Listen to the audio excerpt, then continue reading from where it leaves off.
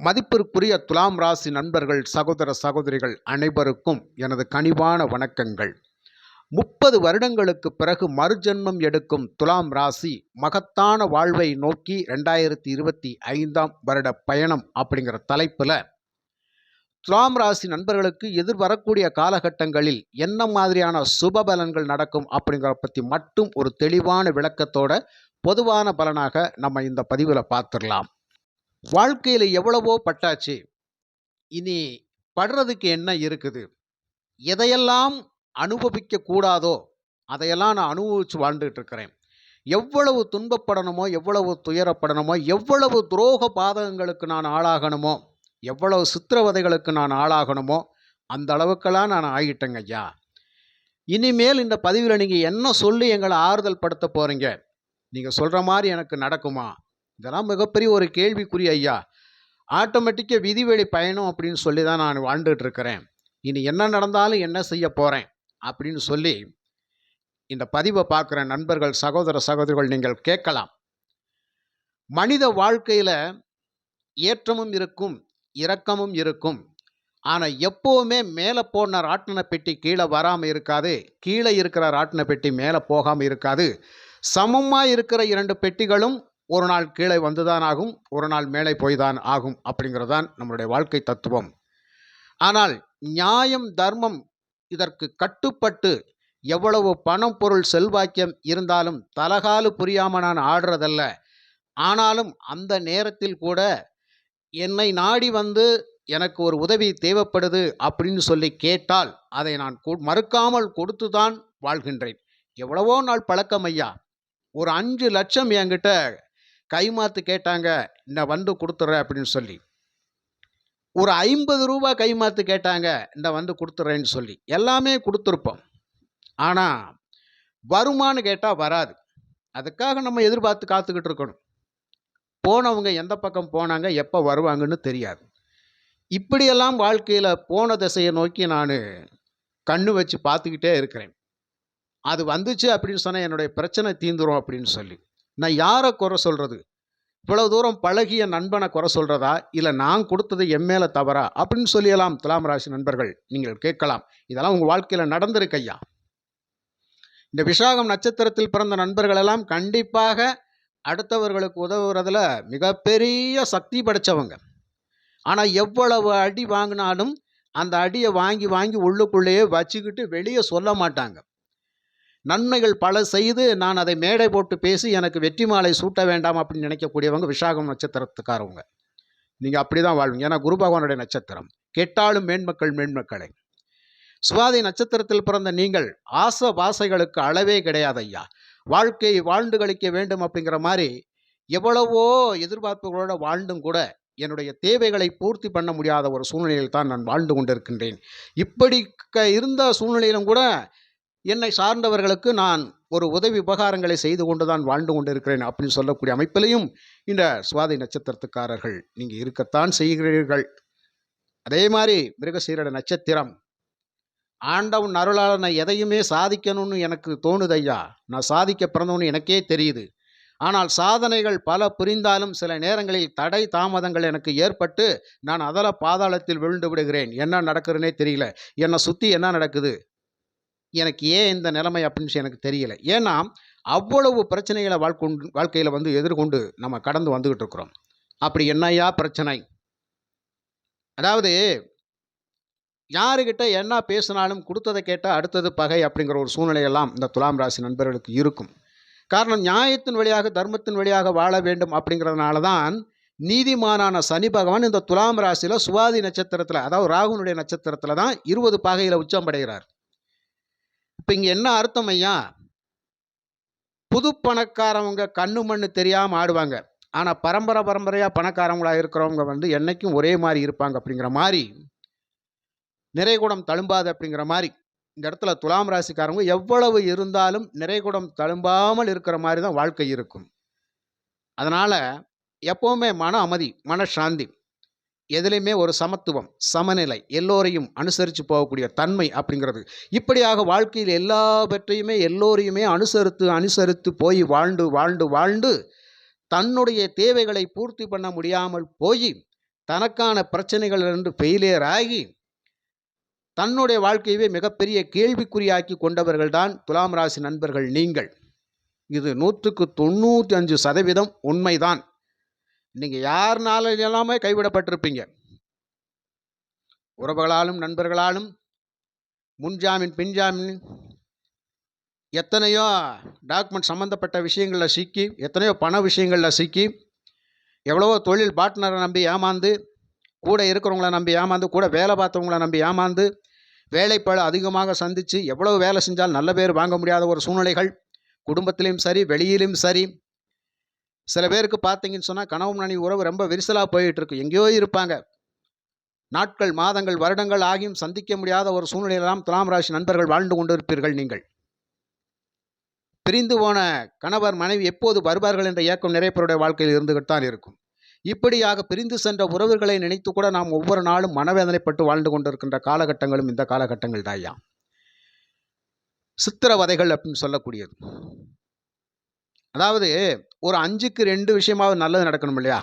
5க்கு 5ம் கெட்டது நடந்தா இப்படி தான். அதாவது எதை குறிப்பிட்டு சொல்கிறது? அன்றாட வாழ்க்கை தேவைகள் பூர்த்தி அடைவதற்குள் போதும் போதும் என்று ஆகிவிடுகிறது சில துலாம் ராசிக்காரங்களுடைய நண்பருடைய வாழ்க்கையில். இப்படித்தான் பணம் பொருள் செல்வாக்கியம் அத்தனையிலும் சில பேர் பின்னடைவை சந்திச்சுட்டு இருக்கிறோம். குடும்ப உறவுகள் ரீதியாக பின்னடைவை சந்திச்சுட்டு இருக்கிறோம். கணவன் மனைவி உறவு ரீதியாக சில பேருக்கு பின்னடைவுகள் சந்திக்கிறது. குழந்தைகள் ரீதியாக சில பேருக்கு மிகப்பெரிய ஏமாற்றங்களும் தடுமாற்றங்களும் இப்படியாக போயிட்டு இருக்கிறது. எதிர்பார்த்த காரியங்கள் நடக்க மாட்டேங்குது. திருமண பந்தம் தள்ளி போயிட்டே இருக்குது. திருமணமாகி 8 வருடங்கள் 10 வருடங்கள் ஆகிவிட்டது, இன்னும் குழந்தை பாக்கியம் கிடைக்கவில்லை. நான் எங்கேயோ இருக்கிறேன், மனைவி மக்களை பார்க்க முடியவில்லை, வெளிநாட்டில் நான் ரொம்ப கஷ்டப்பட்டுக்கிட்டு இருக்கிறேன், என்ன நடக்குது ஏது நடக்குன்னு தெரியல ஐயா. இன்னைக்கு வீடியோ காலில் பேசி பேசி என்னுடைய வாழ்க்கை கடந்து போயிட்டு இருக்குது. ஒவ்வொரு நாளும் அதையெல்லாம் நினைக்கிற போது எனக்கு கண்ணீர் சார சாரையாக கொட்டுதையா, மனம் அவ்வளவு தூரம் அழுகுதையா. இந்த நிலையெல்லாம் எனக்கு எப்போது மாறும், எப்போது எனக்கு இந்த நெருக்கடியான பிரச்சனைகள் எல்லாம் தீரும் அப்படின்னு சொல்லி துலாம் ராசி நண்பர்கள் நீங்கள் கேட்டுக்கொண்டால், அந்த பிரச்சனைகள் அப்படிங்கிறது 30 வருஷத்துக்கு அப்புறம் ஏதோ ஒரு புண்ணியம், ஏதோ ஒரு தர்மம், நீங்கள் செஞ்ச தர்மம் தான் உங்களை வாழ வைக்க போகிற மாதிரி, நீங்கள் செஞ்ச முன் ஜென்மத்தில் செஞ்ச புண்ணியம்தான் இப்போ நாம் பிறப்பெடுத்து நம்ம நல்லா வாழ்கிறதுக்காக இப்போ இந்த நிமிஷத்துலேருந்து அந்த நல்ல வாழ்க்கை ஆரம்பமாகுது அப்படிங்கிற மாதிரியான ஒரு அமைப்பு தான் ஐயா. கோச்சார கிரகங்கள் மிக மிக அற்புதமான நல்ல சுப பலன்களை தரக்கூடிய அமைப்பில் இந்த துலாம் ராசிக்காரர்களுக்கு அமைந்திருக்கின்றது அப்படிங்கிற ஒரு விஷயத்தை நான் சந்தோஷமாக சொல்லிக்கிறேன். சுய ஜாதகங்கள் அப்படிங்கிறது ஒரு விஷயத்தை சொல்லிக்கிட்டு இருக்கும். நடக்கக்கூடிய தசை தசாபுத்திகள் அப்படிங்கிறது அது ஒரு பலனை சொல்லிக்கிட்டு இருக்கும். ஆனால் கோச்சார கிரகங்கள் துலாம் ராசிக்காரர்களை வாழ வைப்பதற்குத்தான் வந்திருக்கிறது, கை கொடுக்க போகுது. அப்போ தொட்டது துலங்கும், நம்ம எதிர்பார்த்த காரியங்கள் எல்லாம் வெற்றி அடையக்கூடிய அமைப்பில் தான் இந்த கோச்சார பலன்கள் இருக்குது. ஆக ஜென்ம ஜாதக பலன்கள் மட்டும் இதுக்காக ஒத்து போயிடுச்சு அப்படின்னு சொல்லி வச்சுக்கோங்களேன். அந்த துலாம் ராசி நண்பர்களுக்கு இந்த 2025 அடுத்த ஒரு 5 வருட காலங்கள் அப்படிங்கிறது உங்களை யாராலும் அசைக்க முடியாத இடத்துல நீங்கள் இருப்பீங்க. விட்டதை பிடிச்சிருவாங்கன்னா பிடிச்சிருவோம், இழந்தது கிடைக்குமா கிடைக்கும், பிரிந்து போனவர்கள் ஒன்று சேருவோமா சேருவோம், புதிய நண்பர்கள் அறிமுகமாவானா ஆவாங்க, கணவன் மனைவி ஒற்றுமை வலுப்பெறுமா வலுப்பெறும், வீடு மண்மனை யோகங்கள் ஏற்படுமா ஏற்படும், குடும்பத்தில் சகல சௌபாக்கியங்களும் கிடைக்குமா கிடைக்கும், குலதெய்வ அருள் கிடைக்குமா கிடைக்கும், ஆலய வழிபாடு தரிசனம், கோவில் தரிசனம், கும்பாபிஷேக தரிசனம், ஆலய திருப்பணிகள், இப்படி எண்ணற்ற விஷயங்களில் நீங்கள் நல்ல சுபத்துவமான ஒரு இதை நீங்கள் அடைய போகிறீங்க. நீண்ட நாட்களாக நான் கொடுத்த பணம் வரவில்லை கிடைக்குமா? நிச்சயமாக 100% வாய்ப்பு இருக்கிறது ஐயா. அதற்கான அமைப்பு தான் இப்போ அந்த கோச்சாரத்தில் இருக்கக்கூடிய கிரக அமைப்புகள். இந்த 2025 மார்ச் மாதம் என்ன நடக்கும்? 29ஆம் தேதி சனி பகவான் ராசிக்கு 6 எதிரி கடன் ஸ்தானத்தில் இருப்பார். எதிரிகளை வீழ்த்துவார், கடன்களை வசூலாக்க செய்வார், பிரச்சனைகளிலிருந்து மீண்டும் வெளியே கொண்டு வந்துடுவார். உடல் உபாதை சம்பந்தப்பட்ட விஷயங்கள் கொஞ்சம் கவனம் எடுத்துக்கிட்டால் சரியாக போச்சு. இதை விட வேறு என்னையா வேணும்? நோயற்ற வாழ்வு குறைவற்ற செல்வம், கொடுத்த பணம் திரும்பி கைக்கு வருவது, ப்ரொமோஷன் இடமாற்றம், இந்த மாதிரி நிறைய விஷயங்களை நம்ம சாதிக்க போகிறோம். கடினமான உழைப்புக்கு ஈடு இணை ஏதும் இல்லை. அந்த கடினமான உழைப்பு உழைச்சாலும் எனக்கு சரியான வருமானம் இல்லைன்னு சொல்லக்கூடியவர்களுக்கு அடுத்து வருமானம் தான். அப்போ சம்பள உயர்வு எக்ரிமெண்ட் நிச்சயமாக உண்டு. நம்ம வேலைக்கு ஒரு தகுந்த அங்கீகாரம் மதிப்பு மரியாதை அப்படிங்கிறது உண்டு. இங்கே 5ஆம் இடத்தில் ராகு வருவார். அதாவது எண்ணங்களை விரியடை செய்வார், ஆசபாசைகளை தூண்டுவார், அதில் முதலீடு பண்ணு, இதில் முதலீடு பண்ணு, அங்கே போய் பாரு, இங்கே போய் பாரு, அதை செய், இதை செய் அப்படின்னு சொல்லி அகலக்கால் வைக்க சொல்லுவார். ஆனால் கொஞ்சம் கவனமாக இருக்கணும். ராகு எப்பவுமே பிரம்மாண்டப்படுத்தக்கூடிய கிரகம். பிரம்மாண்டமாக்கி விட்டுருவார். அதிர்ஷ்டத்தை நோக்கி நிறைய பயணிக்க வைப்பார். ஆனால் 5ல் ராகு இருக்கிற அதிர்ஷ்டத்தை கட்டாயம் கொடுப்பார். அதில் எந்த ஒரு மாற்று கருத்தும் இல்லை. திடீர் அதிர்ஷ்டங்கள் நடக்கக்கூடிய இடம் இந்த 5ஆம் இடம் தான். ஆக 5ல் ராகு இருப்பது அப்படிங்கிறது ஒரு விதத்தில் நல்ல பலன், ஒரு விதத்தில் கெட்ட பலன் அப்படிங்கிறது. அப்போ மனதை பயங்கரமாக யோசிக்க வச்சு காதல் களியாட்டங்களில் சூதாட்டங்களில் ஈடுபட வச்சிருவார். நல்ல விஷயங்களை சாதிக்க விடாமல் செஞ்சிருவார். அப்போ உயர்கல்வி சம்பந்தப்பட்ட இடம், குலதெய்வம், போட்டி பந்தயங்கள், அதிர்ஷ்டங்கள், நல்ல இன்வெஸ்ட்மெண்ட்டு, நல்ல வேலைவாய்ப்பு, உயர் பதவிகள் எல்லாம் சொல்லக்கூடிய இடம், கவனமாக இருக்க வேண்டும் அப்படிங்கிறதான். 9ஆம் இடத்தில் குரு பகவான் பாக்கியஸ்தானத்தில் சகல பாக்கியங்களும் அனுபவித்து வாழ வேண்டும் படிக்கிற கட்டாயம் ஐயா துலாம் ராசி நண்பர்களுக்கு. நிச்சயமாக அந்த தர்மம் நிலைக்கும் ஐயா, நீதி நிலைக்கும் ஐயா, உங்களுடைய செயல்திறன் நிலைக்கும். புது புது உத்திகளை கையாண்டு வாழ்க்கையில் வெற்றி பெறணும் அப்படிங்கிறதுக்காக புதிய முயற்சிகள் அப்படிங்கிறதெல்லாம் சக்ஸஸ் ஆகும் அப்படிங்கிற அமைப்பு இல்லையா? அதன் அடிப்படையில் இந்த குரு பகவான் 9ஆம் இடத்திலிருந்து 5ஆம் பார்வையாக உங்கள் ராசியை பார்ப்பது ரொம்ப ரொம்ப சிறப்பு, மிக மிக அற்புதம். வாழ்க்கையில் இனிமேல் பிரச்சனை இல்லை, இன்னொரு கொஞ்ச காலத்துக்கு நம்ம சந்தோஷமாக வாழ்ந்துடலாம், எல்லா பிரச்சனையும் தீந்துரும் அப்படிங்கிற ஒரு நம்பிக்கையை வர வைக்கக்கூடிய இடம் அப்படிங்கிறது உங்களுடைய ராசியே தவிர அந்த ராசியில் குருவனுடைய 5ஆம் பார்வை விடுவது அதை விட மிக மிக சிறப்பு. 7ஆம் பார்வை 3ஆம் இடத்தில் விழுகின்றது ஐயா. சுய முயற்சி, தன்னம்பிக்கை, தைரியம், வெற்றி பெறுது, இடமாற்றம், நல்ல நல்ல செய்திகள் உங்களை தேடி வந்து கிடைக்கும் ஐயா. நீங்கள் எதிர்பார்த்துருக்க மாட்டீங்க. இப்படி ஒரு செய்தியை கேட்டு நாம் இந்த மாதிரிலாம் நற்பலன் பெறுவோமா அப்படின்னு சொல்லி அப்படி ஒரு நல்ல நல்ல சுப செய்திகள் எல்லாம் உங்களுக்கு வந்து தீரும் ஐயா. நல்ல தகவல்களை நாம் பெறுவோம். அதன் வழியாக நம்மளுடைய வாழ்க்கை முன்னேற்ற பாதைத்துக்கு போகும். அப்போ யாரோ ஒருத்தரை நமக்கு ஒரு அறிவுரை காட்டி நம்மளை வழிநடத்தி செல்லக்கூடிய அமைப்பில் நிச்சயமாக நம்ம கூட பயணிப்பாங்க அப்படிங்கிற விஷயத்தை துலாம் ராசி நண்பர்கள் எடுத்துக்கங்க.